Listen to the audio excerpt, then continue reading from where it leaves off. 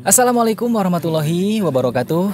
Jumpa lagi teman-teman, seperti biasa dengan saya Rizal Maulana dari kios tanaman hias. Dan kali ini saya mau menjawab pertanyaan lagi dari salah satu penonton di channel ini yang menanyakan apakah ada tanaman atau pohon yang bisa ditanam di depan rumah dan ditakuti oleh makhluk halus atau jin. Dan di sini saya akan menjelaskan salah satu tanaman ini yang bisa teman-teman tanam di halaman rumah, di depan atau di belakang. Dan nama tanaman ini mungkin sudah sangat familiar di kalangan para praktisi ruqyah yang biasanya menggunakan manfaat dari tanaman ini. Yup, betul sekali, namanya pohon bidara atau tanaman bidara. Oke, langsung saja, saya tidak akan lama-lama untuk menjelaskan ciri-ciri dan bagaimana cara menanamnya, kemudian manfaatnya apa saja. Jadi simak terus videonya.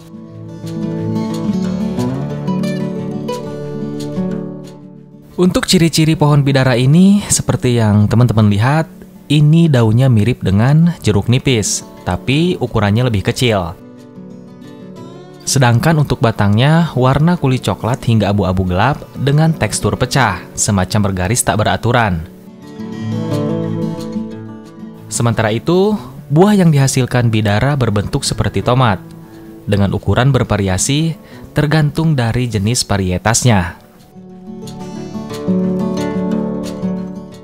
Seperti yang sudah saya sampaikan di awal tadi, pohon bidara ini sangat dikenal oleh kalangan muslim. Karena si pohon bidara ini juga masuk dalam salah satu ayat dalam Al-Quran, tepatnya di surat Al-Waqiah, ayat 28, kemudian di surat As-Saba ayat ke-16. Dan tidak hanya itu, daun bidara pun kerap digunakan sebagai pengobatan alternatif. Seperti misalnya untuk mengobati berbagai gangguan santet maupun gangguan gaib lainnya.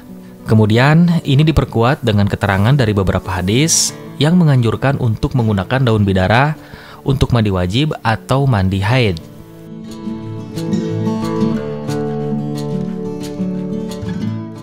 Selain menjadi salah satu jenis tanaman yang ditakuti oleh makhluk jahat atau jin, daun bidara juga sudah terbukti di kalangan medis bisa menyembuhkan flu, masuk angin, hingga mempercepat penyembuhan luka. Kemudian jerawat, dan daun bidara ini juga berkhasiat untuk kesehatan gigi dan tulang.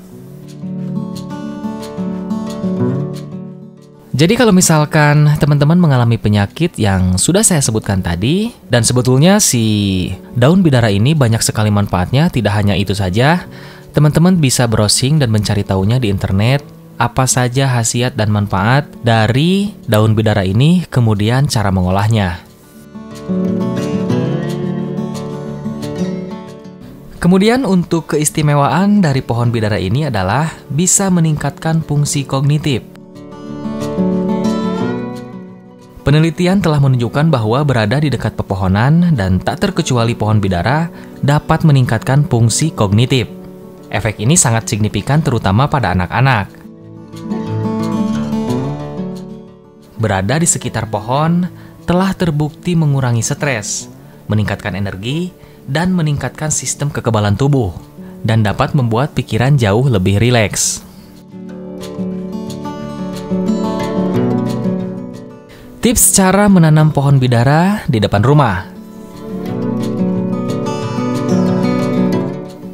Yang pertama, mencari bibit yang bagus dengan ciri akan tenggelam jika berada di air. Kemudian yang kedua, gunakan media tanam atau semai yang baik sebelum dipindahkan langsung ke media tanah. Tips yang ketiga, cara menanam pohon bidara ini adalah jarak tanam antar pohon harus disesuaikan supaya tidak berebut akar. Kemudian selanjutnya, pangkas daun pohon bidara jika terlalu rimbun. Di poin selanjutnya, jangan tanam terlalu dekat dengan teras rumah supaya akar tidak merusak permukaan lantai atau genting. Seperti biasa, sama dengan tanaman hias yang lain atau pohon-pohon yang lain, lakukan penyiraman dan pemupukan secara rutin. Dan yang terakhir, jika pohon bidara yang tengah berbuah harus diairi dengan cukup. Itulah untuk ulasan pohon bidara, salah satu jenis tanaman atau pohon yang tidak disukai oleh jin atau makhluk jahat yang bisa teman-teman tanam di depan rumah ataupun di halaman belakang rumah. Semoga informasi ini bermanfaat dan terima kasih. Saya Rizal Maulana. Wassalamualaikum warahmatullahi wabarakatuh.